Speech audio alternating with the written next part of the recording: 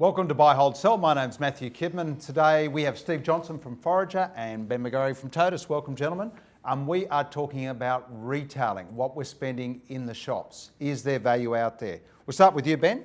SCENTRE, which is the old Westfield, biggest shopping centre group in Australia. Buy, hold or sell?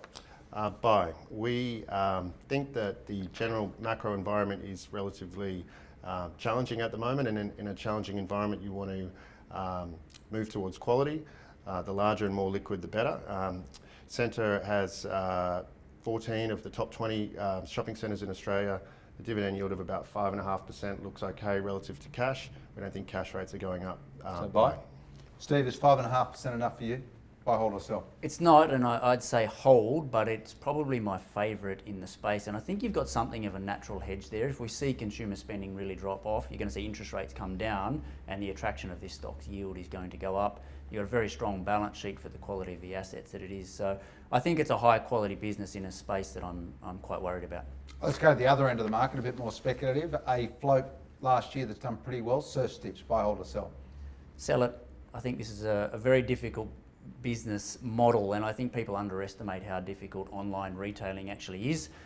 Compared to bricks and mortar retailing where the person comes in and takes the goods home. You actually have to get it to their house. I think it's a difficult business, and I think they're actually going to struggle to make healthy margins in SURFSTITCH.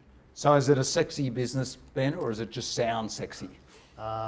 Generally we don't like sexy, so we're a seller as well. I agree with Steve. Online retail businesses that are profitable are like unicorns, very rare. The business made prospectus numbers, but they've had a tailwind from the currency depreciation. Management's been selling stock, usually not a good sign, sell. Okay, let's go to cheap, dressy jewellery, LOVISA. It's been another great float. Buy, hold or sell? Sell. LOVISA, they've done a great job in a niche market. But the business is cycling very high same-store sales growth, so that's going to become a headwind as they roll forward. Management's also been selling stock, so we're a seller.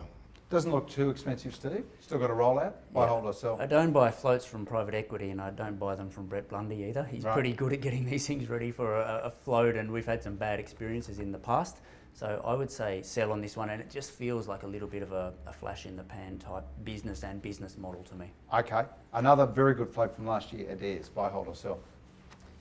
I'll say hold on this one. It's not one I know a whole heap about. The housing cycle is pretty important to this business as well, and I've already expressed my concerns in the previous buy, hold, sell there. But the business has been performing well since it listed. Fairly high multiple, not a bad growth story. Buy, hold or sell? ADAIRS, we actually hold ADAIRS, so it's a hold. We're not buying any more. We think they'll probably come upgrade, but again, our caution on the cycle would stop us buying any more.